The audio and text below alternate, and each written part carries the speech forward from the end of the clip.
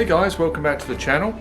Since I last saw you guys, I was able to get my flange, my fender mount flange welded back in. That went in really nice and straight. Little tricky, little tight positioning, but it's come out very straight. I've just got a few extra little patches to finish up, and then we're pretty much done with the engine bay as far as welding work. This 6.3 is a Euro 6.3. It was not for the US market. It came over from Germany from my understanding.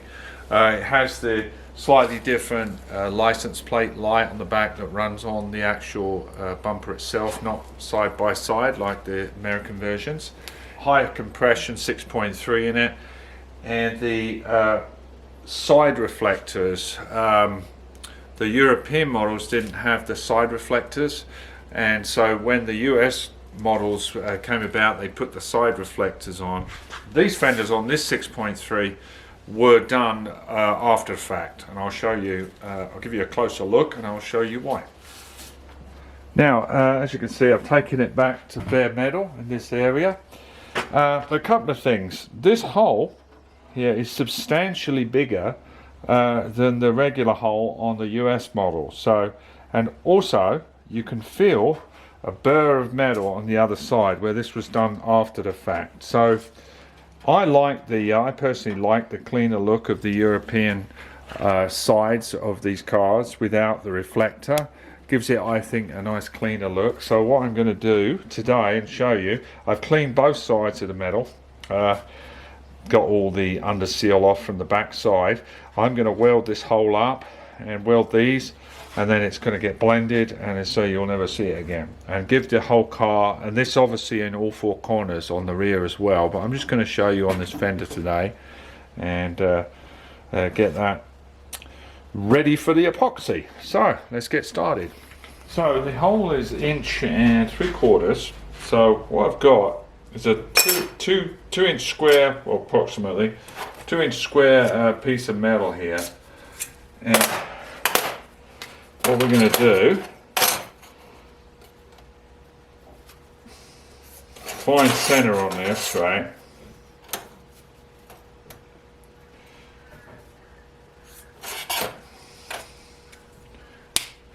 Then I'm going to weld a piece of rod onto there, and then we're going to turn this and get a little disc. So let's get a piece of rod. Weld this piece of rod on here. It's a little thicker than I would have liked, so I like a thinner rod, but that's all I've got, so I'm sure it'll work.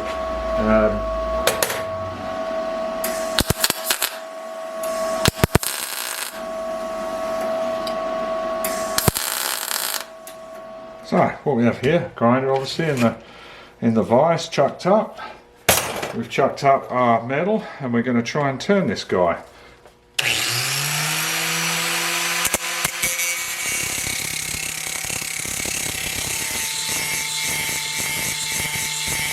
Right, I'm going to flatten off all those burrs, and then I'll take you over to the fender and see how it works. Okay, let's see if it fits with a gap all around so we can get weld through. So that should fit nicely right there. Well, there you go. I'll put another magnet off to the side here. So obviously I'm going to tack weld that.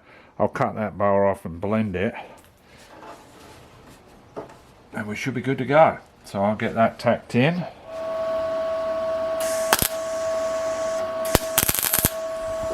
Alright, I'll start again. I had to change my wire in the machine, so that's why it wasn't welding properly. So let's get started again.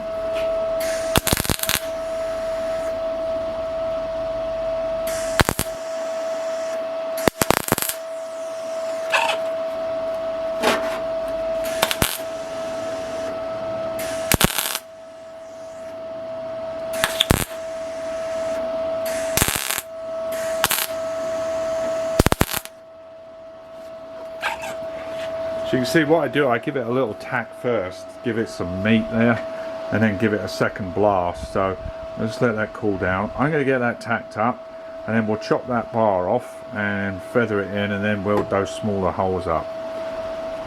Right, that's all that welded up. I'm pretty happy with that actually. What I found is that it's a balance between knocking that weld down fast.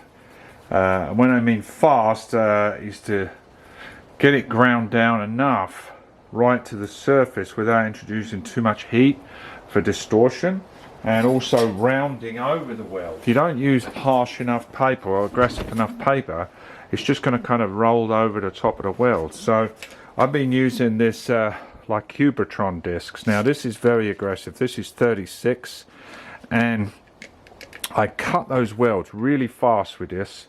I just slice them off, get them down as soon as it kisses the surrounding, blend them quick, and then stop, and then come back with a 60 grit on the angled die grinder, and that seems to do a really fast, effective job without introducing too much heat. This is very nice and flat. I've got a little deviation here. I think that may be a dent from earlier actually, but it seems to have welded up nice. Let's have a look on the outside and see what kind of penetration we've got.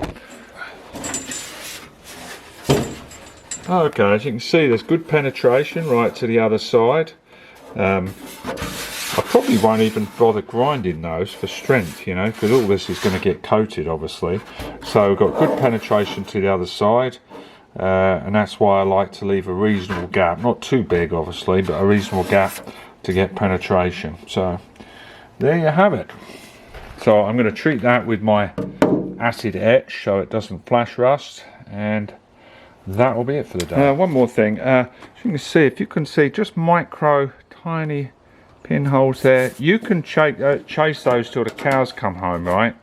And you can get them. What I tend to do is I go back once and try and pick up a few, but if I've missed any, I don't worry about it, because chatting with some of the guys on another group, these little pinholes, a lot of people will fill with say a JB Weld, a little skim, you know, or even pour 15 or something like that.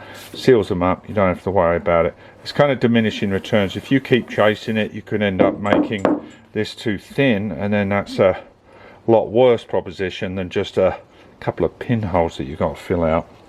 As I say, I like to spray it with some of this acid etch, protect the bare metal, give it a little scrub. I'll do it on both sides. It just leaves a nice protective coating that I don't have to worry about. Wipe the surplus off, and just leave that just like that. I'm going to do the inside as well.